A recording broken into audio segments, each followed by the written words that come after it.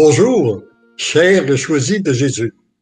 Encore aujourd'hui, pour moi, c'est une nouvelle joie de prendre du temps avec vous, vous qui êtes les choisis de Jésus à travers le monde, pour partager les merveilles de Dieu. Il serait bon aussi qu'on prenne conscience que c'est Jésus qui nous rassemble. Même si nous sommes rassemblés virtuellement, là, c'est Jésus qui nous rassemble. Et lorsque Jésus rassemble, c'est toujours pour déverser ses grâces et ses bénédictions. Autrement dit, encore aujourd'hui, Jésus nous accueille les bras chargés de cadeaux. Et il demande pas mieux que nous les accueillons, ces cadeaux-là. Et aujourd'hui, j'ai l'intention de prendre du temps aussi pour continuer à méditer sur une petite brochure pour le bonheur de vieillir, que je crois que j'ai passé trop rapidement sur des sujets la semaine dernière qu'on aura avantage à approfondir. Mais avant, on va passer la pensée du jour, l'agir de Dieu, et avant, on va commencer par une prière qu'on retrouve justement dans le volume, la prière de sérénité que nous avons récitée la semaine dernière et que nous la récitons de nouveau cette semaine. Alors, Seigneur Jésus, quand ma vue s'embrouille, donne-moi, Seigneur, de te voir encore plus près.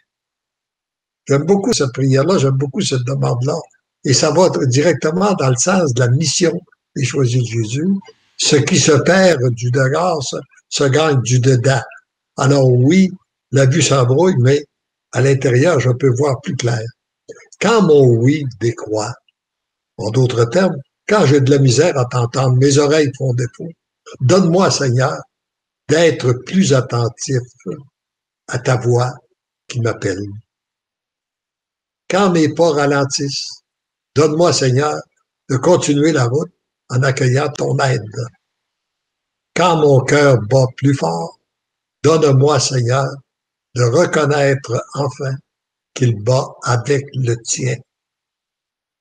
Voyez-vous, comme cette prière-là nous invite à ce que, à partir du moment où on a des facultés qui semblent être en décroissance, eh bien, il y a quelque chose de plus qui recroît, qui renaît en nous. Il y a une renaissance qui se fait à l'intérieur de nous.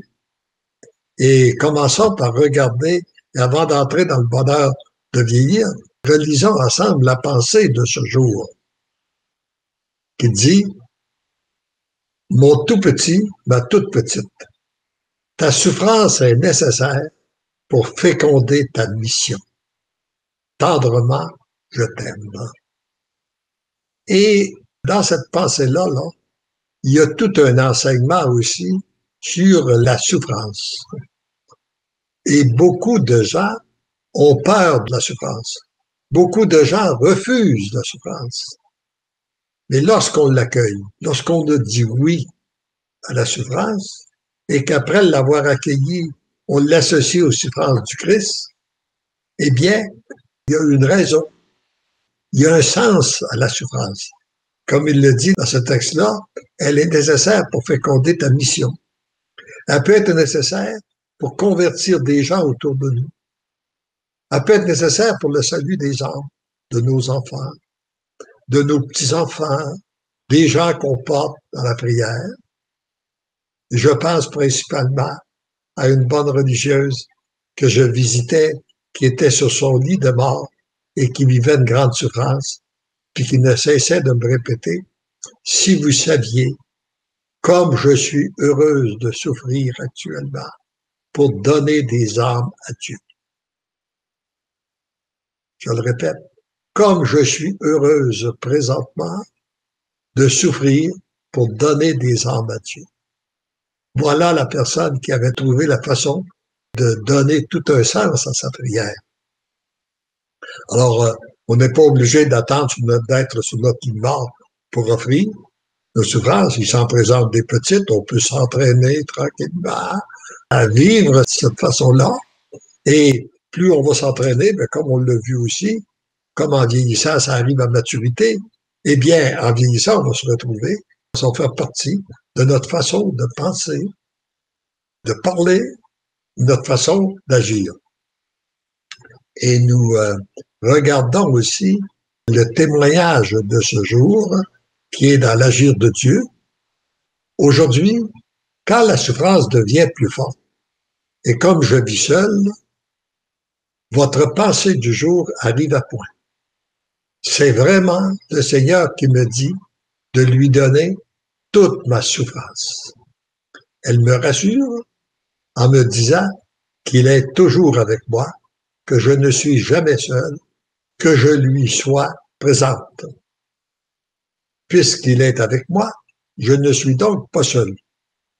Et ça me rappelle l'expérience que j'ai vécue et que j'ai observée à travers la mission. Moi, je suis très heureux et je considère que c'est une grâce particulière que nous avons eue, Elisabeth et moi, de cheminer ensemble comme couple. Je pense que comme couple, c'est une très belle grâce. J'en vois des couples qui ont, près de moi aussi là, qui ont cheminé ensemble et je trouve ça merveilleux. Par contre, pour la personne qui est seule, j'ai observé que souvent le cheminement se fait plus rapidement. Parce que lorsqu'on est deux, on a tendance à s'attendre. S'il y en a un qui bloque un peu, que s'il se fait certains blocages, on a tendance à arrêter, l'attendre. Tandis que lorsqu'on est seul, sa relation se fait directement avec Dieu et on n'a pas à attendre personne et on reste plus ouvert et on peut passer plus de temps en intimité avec Dieu pour accueillir, ses grâces, accueillir ses bénédictions, se laisser transformer dans lui. Et aussi offrir nos souffrances, afin, ça peut être la souffrance d'être seul qu'on peut lui offrir. Mais il y a là certains avantages. Comme je pense qu'il y a des avantages actuellement, je vous ai parlé des avantages qu'on a de vieillir, et je pense qu'il y a des avantages qui s'appliquent particulièrement dans la période de pandémie dans laquelle nous vivons. Il y a des gens qui sont obligés de couper les activités extérieures. Beaucoup de gens sont obligés de le faire. Et ça nous permet d'entrer plus à l'intérieur de nous. Et si je reviens sur le bonheur de vieillir, nous avons vu la semaine dernière que beaucoup de gens ont peur de vieillir. En se disant, c'est donc pas drôle de vieillir. Bon. Moi, si le petit livre existe, comme je vous le répète, c'est que, rendu à 78 ans, je me dis, ma vie est toujours de plus en plus heureuse. Alors donc, puis c'est encore vrai aujourd'hui, à 87 ans, donc il doit y avoir un secret. Et c'est ce secret-là que j'ai voulu partager avec vous à l'intérieur de ce petit livre-là. Et ce secret-là, eh bien, je peux vous en donner la recette tout de suite rapidement. C'est la relation qu'on a avec notre Dieu. C'est cette intimité qu'on a avec notre Dieu en vieillissant qui fait que notre bonheur est de plus en plus grand. Et comme on l'a vu la semaine dernière, ce qu'on a cultivé au cours d'une vie arrive à maturité.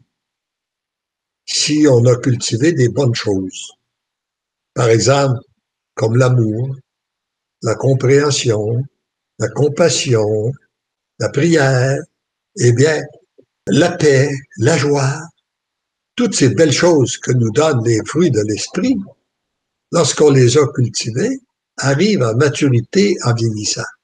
Donc, nous en bénéficions davantage. Par contre, si on a cultivé des mauvais fruits, comme la critique, la haine, la colère, la rancune, la jalousie, la rivalité, etc., ça aussi, ça arrive à maturité. Alors donc, d'où l'importance de cultiver des bonnes choses. Maintenant, pour quelqu'un qui dirait, ben moi qui m'écoute, puis qui dirait, ben écoute, là, moi j'ai cultivé trop de bonnes choses, je ne suis pas capable d'avoir ce bonheur-là. Eh bien oui, tu es capable. Parce que il est jamais trop tard pour se convertir. Il est jamais trop tard pour donner notre oui à Dieu, pour changer notre orientation. Tant et aussi longtemps que nous vivons, tant et aussi longtemps que nous sommes sur cette terre, nous pouvons changer notre orientation. Et rappelons-nous la parole de Dieu, le salaire, par exemple, du type qui y arrive à la dernière heure, qui reçoit le même salaire que celui qui était là depuis le début.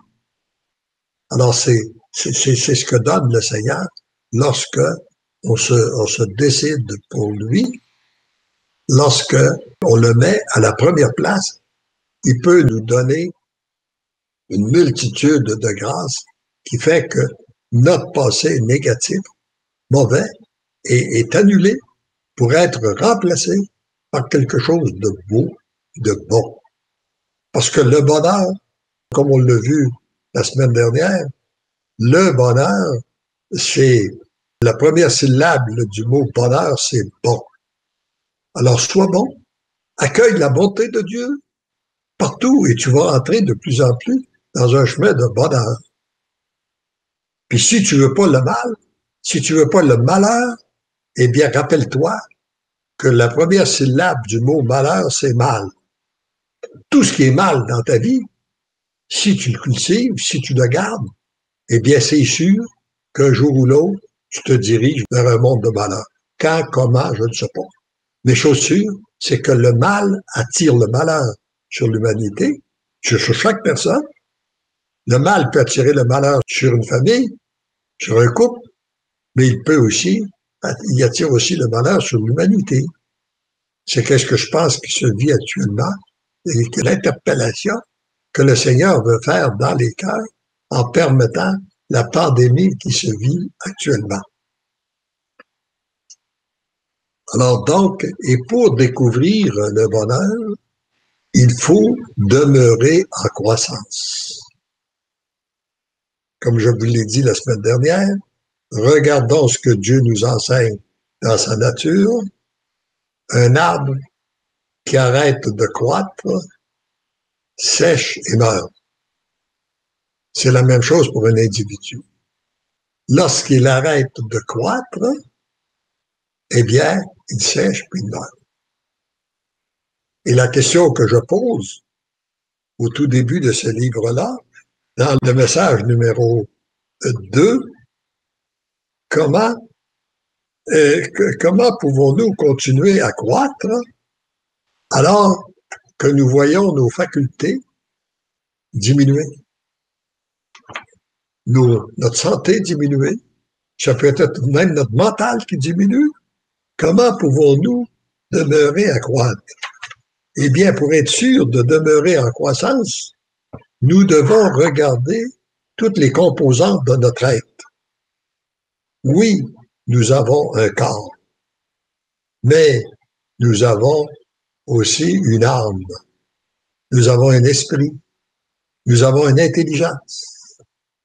Et c'est en regardant toutes les composantes de notre être qu'on peut découvrir, qu'on peut réfléchir sur ce qui va mourir, de toute façon, c'est appelé à disparaître, et ce qui va continuer à croître. Et ce qui continue à croître, c'est notre âme, c'est notre esprit. C'est sûr que le corps, au moment donné, il va nous abandonner, il va nous lâcher. Et ce qui fait souvent le grand malheur, c'est que si nous avons vécu uniquement pour notre corps, parce que c'est important de se placer au niveau de notre intelligence. Qu'est-ce qu'on décide? Quels sont les choix qu'on exerce dans nos vies? Parce que tous les choix que nous faisons, il y a toujours des conséquences, à moyen puis long terme, puis parfois à long terme. Alors si je choisis de vivre pour mon corps, le bien-être, mon image, ma réputation, tout ce qui est matériel, eh bien, c'est sûr qu'un jour, ça va mourir.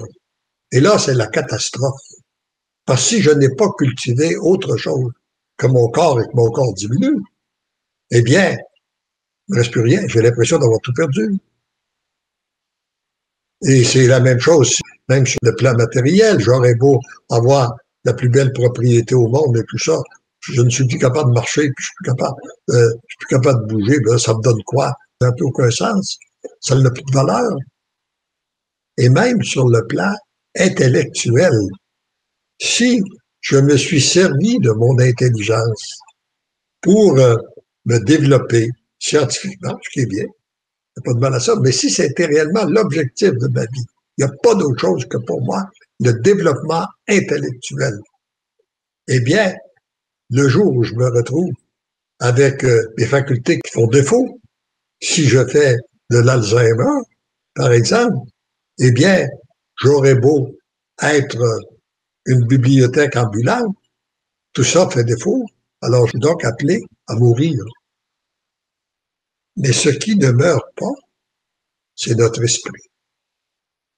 Et si on se sert de notre intelligence pour découvrir l'importance de l'esprit, comme a dit Alexis Carrel, que je répète la phrase qui a marqué ma vie, puis qui est à la base, qui a joué un rôle important dans mon cheminement de foi, un des grands problèmes de la science moderne, c'est qu'elle limite l'homme au niveau de son intelligence. Mais l'homme atteint sa véritable dimension, quand je dis l'homme, l'homme et la femme, l'être humain atteint sa véritable dimension au niveau, lorsqu'il s'élève au niveau de son esprit. Et c'est l'esprit qui ne meurt pas. C'est l'esprit qui est toujours en croissance. Et c'est lui qui permet d'être toujours en évolution. Comme la bonne sœur qui me dit, alors qu'elle est sur son lit de mort, que ses facultés font défaut, elle a un bras tout enflé qui ne bouge plus, qui est paralysé et tout ça, puis elle me dit, si vous saviez comme je suis heureuse de souffrir pour donner des armes à Dieu. Elle avait vécu au niveau de son âme et de son esprit, et là, c'est ce qui prend de plus en plus d'espace, c'est ce qui la rend heureuse, même si ses facultés déclinent. Et donc, j'ai vécu plusieurs expériences avec d'autres personnes. C'est confirmé que des personnes, comme je vous disais, mon ami qui me dit, moi, alors qu'il a le cancer, puis qui a donné tous ses oui au Seigneur, il y a des principalement 3 oui, qu'on a déjà parlé, là. Oui, Seigneur, si tu veux me garder en santé. Oui, Seigneur, si tu veux que je demeure longtemps malade à travers ce cancer-là ou cette maladie-là. Oui, Seigneur, si tu veux me rappeler à toi à travers cette maladie-là. Donc, ce que nous donnons, et là, une fois qu'on a donné notre oui comme ça, eh bien, ça ne nous empêche pas de dire au Seigneur ce qu'on veut. Oui, si tu veux mon opinion, j'aimerais bien que tu me guérisses, par exemple. Mais le Seigneur, et lui, après avoir donné ses 3 oui, alors qu'il était encore jeune, qui était au début de la soixantaine, qui était aux prises avec un cancer non guérissable, il m'a dit tout au cours de sa maladie, il n'y a qu'un mot pour décrire ce que je vis, c'est jubilation. Parce qu'il s'était élevé au niveau de son esprit. Il s'était élevé au niveau de son âme. Ce qui lui a permis de vivre la grande souffrance de son physique, qui l'entraînait à la mort, dans la jubilation. Alors, il y a quelque chose de très important là. Et j'aimerais prendre le texte que j'avais eu pour un couple que j'aimerais. Ce qui se perd du dehors se gagne du dedans. Je pense que c'est le numéro 4, chapitre numéro 4. Alors, ce qui se perd, voyez-vous, on va prendre quelques minutes pour regarder le texte. Et par un couple qui voyait leur faculté diminuer, qui me parlait qu'ils ne pouvaient plus aider les enfants comme ils voulaient, il y avait beaucoup de restrictions parce que leur santé faisait défaut. Et le texte que je suis appelé à leur transmettre, c'est celui-ci. Vous êtes dans la période la plus importante et la plus féconde de votre vie. Féconde, pourquoi? Parce que tu entres de plus en plus dans un monde invisible. Ça te permet d'avoir tes facultés étant diminuées. Tu peux prier davantage pour tes enfants, tes petits-enfants et tout ça. Alors donc, vous êtes dans la période la plus importante et la plus féconde de votre vie. En voyant vos forces physiques diminuer, vous avez l'impression de perdre de l'efficacité. C'est bien sûr, on va moins vite, ça ralentit. C'est le contraire qui se produit. Ce que vous perdez dans votre dimension physique, vous le regagnez 10 fois plus au niveau de votre cœur et de votre esprit. Rappelons-nous ça, là. Ce qu'on perd dans notre dimension physique, lorsqu'on l'accueille et qu'on le donne à Dieu, on la regagne 10 fois plus au niveau de notre cœur et de notre esprit. Le Seigneur ne nous abandonne pas. Il nous soutient. Et ce qu'il nous donne, c'est beaucoup plus important que ce que nous perdons. Ce que vous perdez de façon visible, vous le regagnez 10 fois plus de façon invisible. Il en est de même pour ceux et celles que vous portez dans votre cœur. Ce que vous ne pouvez plus leur donner visiblement, ils en reçoivent 10 fois plus invisiblement. Savoir que Dieu a le pouvoir de toucher les cœurs, et c'est dans la mesure où que je prie, que je m'associe à lui, plus je m'associe à lui, eh bien, pour le prier, eh bien, plus lui, il peut se servir de mes prières pour aller rejoindre ceux et celles que je porte dans mon cœur, que ce soit mes enfants, mes petits-enfants, les voisins, tout ça, ou tous les gens de la mission des choisis de Jésus qu'il veut interpeller actuellement. Ce qui rend cette période aussi féconde, c'est votre oui total à la volonté du Père. Voyez-vous, c'est là le secret, là. On peut se demander quel est le secret, bien, il est là. C'est que plus tu renonces à ta volonté, plus la volonté de Dieu prend de la place, et plus ça va la rendre féconde. En accueillant dans l'amour la situation dans laquelle vous vous retrouvez, parce que lui, dans son plan d'amour, il veut qu'il en soit ainsi. C'est ce qui fait de vous des êtres d'amour. Y a-t-il quelque chose de plus important, de plus beau, et qui peut épanouir plus une personne dans sa vie, de devenir un être d'amour? Et c'est ça que le Seigneur nous appelle. C'est ce qu'il veut de chacun de nous. C'est là la grande transformation qui est enclenchée actuellement à travers le monde, dans cette nouvelle civilisation de l'amour, qui s'en va à la rencontre de Jésus dans sa gloire. Mais pour ça, il y a des gens qui doivent devenir des êtres d'amour, et c'est ce qu'il nous appelle.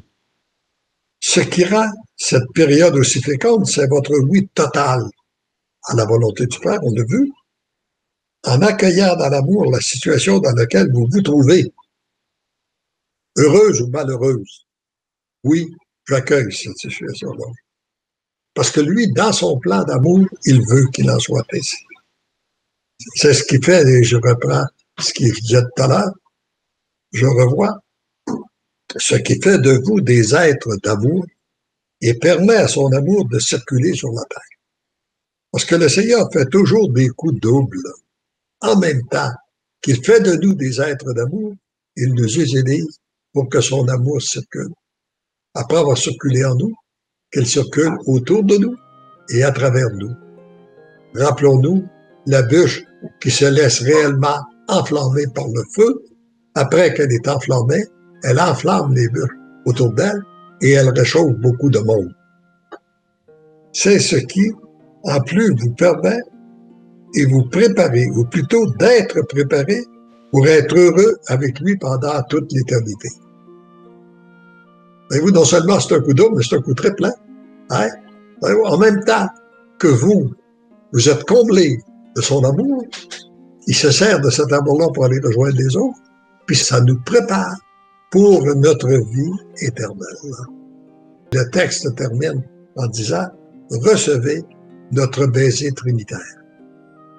Et c'est ce que je demande à vous tous qui m'écoutez, là, que le Père, que l'Esprit Saint permette de recevoir ce baiser trinitaire qui signifie l'amour du Père, l'intimité avec le Fils En même temps qu'on reçoit l'amour du Père, on devient des intimes avec son Fils Jésus, puis on est accompagné par l'accompagnement de l'Esprit Saint avec ses lumières. Donc, nous avons tout ce qu'il faut pour demeurer en croissance continuellement en étant branchés sur notre Dieu. Et je vois que le temps est arrivé de terminer. Comme j'ai pris l'habitude de le faire, nous allons terminer avec un chant. Ce qui se perd du dehors, justement, on va le reprendre, le chant. Ce qui se perd du dehors se gagne du dedans. Et je demanderai à Kevin, qui m'accompagne aujourd'hui, de remettre vos pensées, vos témoignages, qu'on puisse les lire en écoutant le chant de ce qui se perd du dehors se gagne du dedans. Et moi, je vous dis à chacun et à chacune de vous qui m'écoutez, heureuse sommes-nous d'être des choisis de Jésus, parce que l'amour nous aime, nous devenons l'amour. Parce que l'amour nous aime, nous devenons l'amour. Et parce que l'amour nous aime, oui, nous devenons l'amour. Amen.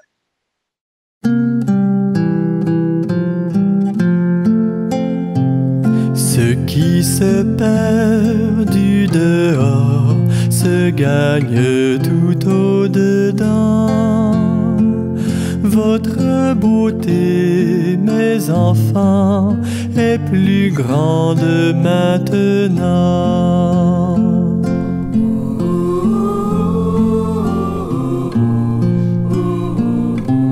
Vous êtes dans la période la plus importante et la plus féconde de votre vie. En voyant vos forces physiques diminuer, vous avez l'impression de perdre de l'efficacité. C'est le contraire qui se produit. Ce que vous perdez dans votre dimension physique, vous le regagnez 10 fois plus au niveau de votre cœur et de votre esprit.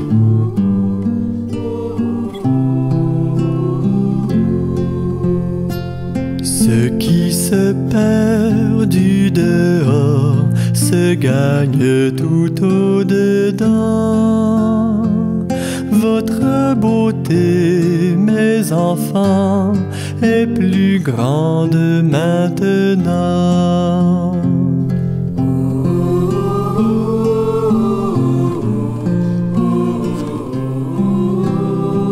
Ce que vous perdez dans ce qui est visible, vous le regagnez 10 fois plus dans ce qui est invisible. Il en est de même pour ceux et celles que vous portez dans votre cœur. Ce que vous ne pouvez pas leur donner visiblement, ils le reçoivent 10 fois plus invisiblement.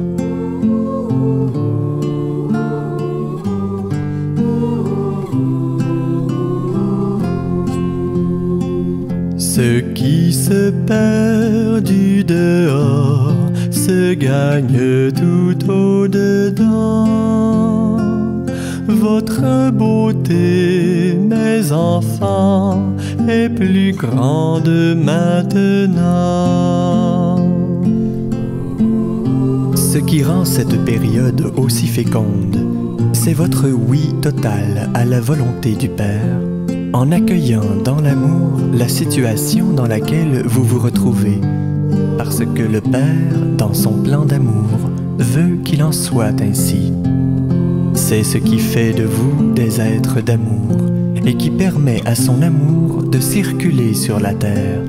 C'est ce qui, en plus, vous permet de vous préparer, ou plutôt d'être préparé, pour être heureux avec lui pendant l'éternité. Ce qui se perd du dehors se gagne tout au-dedans. Votre beauté, mes enfants, est plus grande maintenant. Recevez notre baiser trinitaire, qui signifie l'amour du Père, l'intimité du Fils, l'accompagnement de l'Esprit Saint avec ses lumières. Ce baiser trinitaire passe toujours par les mains de ma Sainte Mère. afin que le cœur soit préparé à l'accueillir et à en bénéficier pleinement. C'est ainsi que ce cœur devient l'amour. Divinement, je vous aime. Ce qui se perd du dehors se gagne tout au-dedans. Votre beauté, mes enfants, est plus grande maintenant. Votre beauté, mes enfants, est plus grande maintenant.